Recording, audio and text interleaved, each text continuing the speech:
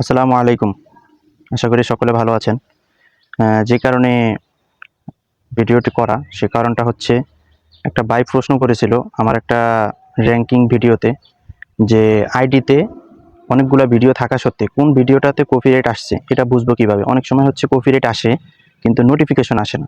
সেই ক্ষেত্রে আমার তো ভিডিও অনেক, আমি খুঁজে কিভাবে বের করব যে আমার কোন ভিডিওতে কপিরাইট আসছে? যদি ভিডিওতে কপিরাইট থাকে তাহলে হচ্ছে মনিটাইজেশন অন হবে না, কাজ করতে পারবো না, আইডির রেঞ্জ কমে যাবে। সেক্ষেত্রে আমরা কিভাবে বের করব? তো উনি শুধু আইডির কথা জিজ্ঞেস করেছে। আইডি এবং ফেজ উভয়ের ক্ষেত্রে একই সিস্টেমে চেক করতে পারবেন এবং যতটা ভিডিও কপিরাইট থাকবে সবগুলো ওখানে শো করবে, আপনি চেক করে ডিলিট করতে পারবেন। তাহলে চলুন সরাসরি স্ক্রিনে দেখাই এবং ওনার কমেন্টও আপনাদের সামনে আমি দেখাচ্ছি।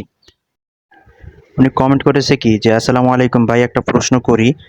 ধরেন আইডিতে অনেকগুলো ভিডিও আছে, তার মধ্যে কোনো ভিডিওতে কপিরাইট এসেছে, কিভাবে বুঝবো?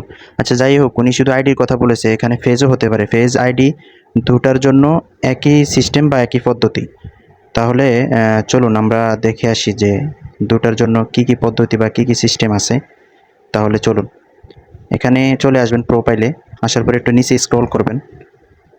নিচে স্ক্রল করে আসেন, আসার পরে এখানে হেল্প অ্যান্ড সাপোর্ট অপশনটাতে ঢুকে যান। তারপরে আসবেন হচ্ছে সাপোর্ট ইনবক্স, এখানে ক্লিক করবেন। এখানে ক্লিক করার পর দুটো অপশন, রিপোর্টস অ্যাবাউট একটা অপশন আছে, আবার আছে হচ্ছে ইউর অ্যালার্টস। আমরা ইউর অ্যালার্টসে চলে যাব। এই যে এখানে দেখেন কোনো কপিরাইট ভিডিও নেই। যদি কোনো কপিরাইট ভিডিও থাকতো তাহলে এখানে শো করতো।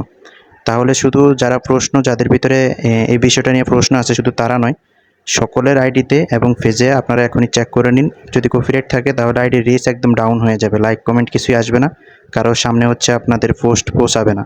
তাহলে এখনই চেক করে এখান থেকে সিলেক্ট করে ডিলিট করে ফেলতে পারবেন।